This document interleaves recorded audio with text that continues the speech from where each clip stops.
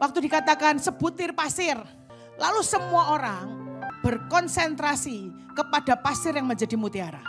Tapi pernahkah kita berpikir bahwa kitalah kerangnya? Saudara, saya mau cerita. Pada satu hari ada kerang ini, kita kasih nama kerangnya Ulil. Si Ulil ini saudara bertumbuh berkembang menjadi kerang yang dewasa. Lalu dia setiap hari dia harus membuka cangkangnya sedikit untuk apa? Menghirup atau meminum air laut untuk dimasukkan ke dalam cangkangnya. Tapi seringkali karena air laut masuk maka pasir pun masuk. Dan sebenarnya ada 3 tahap atau ada 3 cara bagaimana kerang ini mengeluarkan pasirnya. Menurut penelitian cuma 10% kerang yang bisa menghasilkan mutiara. Yang pertama, kenapa kok cuma dikatakan hanya sekitar 10% yang bisa menghasilkan mutiara? Karena rata-rata semua kerang begitu ada sesuatu yang asing yang masuk ke dalam cangkangnya, maka dia akan mengeluarkan semua pasirnya. Tapi ada model yang kedua, begitu masuk pasir dia keluarkan, tapi ternyata masih ada yang ketinggalan satu.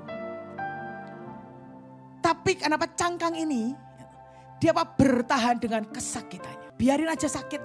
1 hari, 2 hari dibiarkan sakit. Dan tidak menghasilkan mutiara. Tapi ada cara yang ketiga. Seperti yang si Ulil ini lakukan. Saat pasir masuk ke dalam cangkangnya dia berusaha keluarkan yang namanya semua pasir yang kotor itu.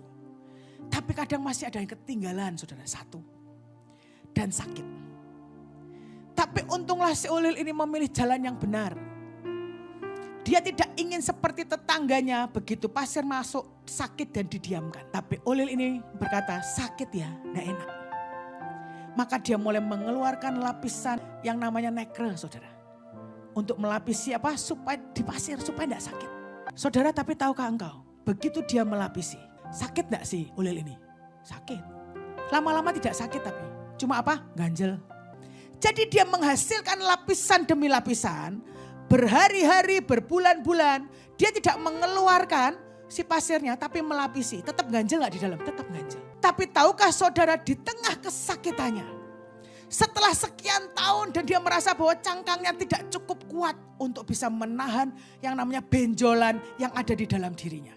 Lalu tiba-tiba ada seorang manusia datang di tepi pantai dan dia lihat ada tiram nih, ada kerang nih.